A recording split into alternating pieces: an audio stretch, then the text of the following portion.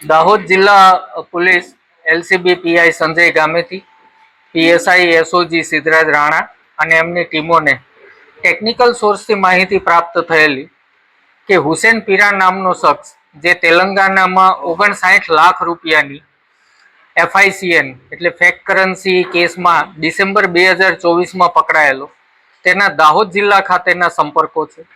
આ બાબત ઉપર ટેકનિકલ કામ કરતા ધ્યાનમાં આવ્યું કે હુસેન પીરા 2023ના 10મા મહિનાથી દાહોદ જિલ્લામાં આવતો જતો હતો, દાહોદના લોકોને મળતો હતો.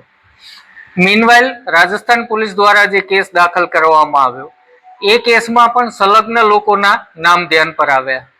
ત્યારબાદ આ તમામ બાબતોનું ટેકનિકલ એનાલિસિસ કરતા પોલીસને શંકા ગઈ કે કાનજીભાઈ નામનો ઈસમ જે છે, જે પોતે ફતેપુરા તાલુકાના લીમડિયા ગામમાં રહે છે, કાનજીભાઈ ખુમાભાઈ ગરાસિયા, જે પોતે એસટીમાં નોકરી કરે છે, એ હુસેન પીરાના મહત્તમ સંપર્કમાં રહેલ વ્યક્તિ હતા અને શંકાની સોય તેમના પર જતા એલસીબીના પીઆઈ SJ રાઠોડ દ્વારા તેમના ઘરે પંચોની રૂબરૂમાં રેડ કરતા આશરે 21,000ની નકલી નોટમાં લગાડવામાં આવતો થ્રેડ, RBI ભારત લખેલા 143 જેટલા કાગળો, બ્લેક થ્રેડ લગાડેલા આશરે 332 કાગળો અને જે નકલી નોટો એના ઘરે છાપી હતી એનું એક કલર પ્રિન્ટ ટેસ્ટ પેજ મળી આવેલ.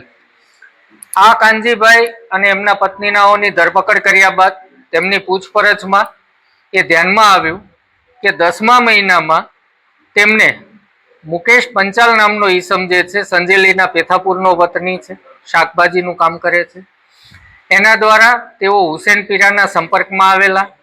પોતે નકલી નોટ ખરીદવાની ઈચ્છા દર્શાવતા આ મુકેશ, અન્ય એનો એક સાથીદાર, એક બીજો મુકેશ કમોડ, કાનજીભાઈ અને હુસેન પીરાનાઓ ભેગા થયા.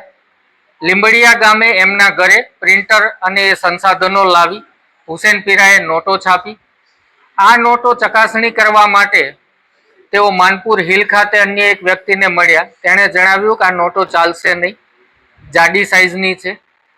ત્યારબાદ આણે ના પાડી કે આ નોટ નહીં ચાલે, એટલે હુસેન પીરાએ એની પાસેથી 80,000 રૂપિયા લીધા સારો કાગળ લેવા માટે અને ત્યારબાદ જતો રહેલો. આજથી 8 મહિના પહેલા હુસેન પીરા જાફર નામના ઈસમ સાથે ફરી પાછો આવ્યો. ફરી પાછા આ લોકો ભેગા થયા અને એમણે નોટો છાપી. એ નોટો પૈકી આ 21,000ની નોટો પકડાઈ છે, આ કાગળો પકડાયા છે. પ્રિન્ટર 2 પ્રકારના આ લોકો યુઝ કરતા હતા અને થ્રેડ સેટ કરવા માટે ઇસ્ત્રીનો ઉપયોગ કરતા હતા. સ્પેશિયલ ક્વોલિટીના કાગળો આ લોકો લાવતા હતા.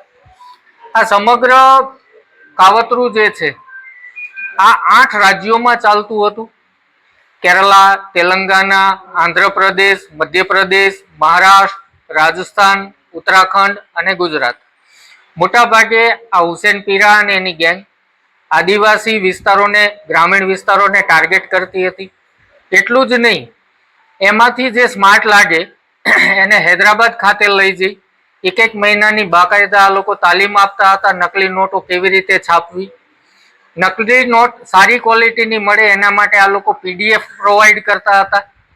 એ ઉપરાંત હુસેન પીરા અને એના ટેકનિકલ સાથીદારો જે છે, રિમોટ એક્સેસથી એનીડેસ્ક એપ્લિકેશનના માધ્યમથી નોટો છાપવા માટે થઈ અલગ અલગ રાજ્યના લોકોને મદદરૂપ પણ થતા હતા.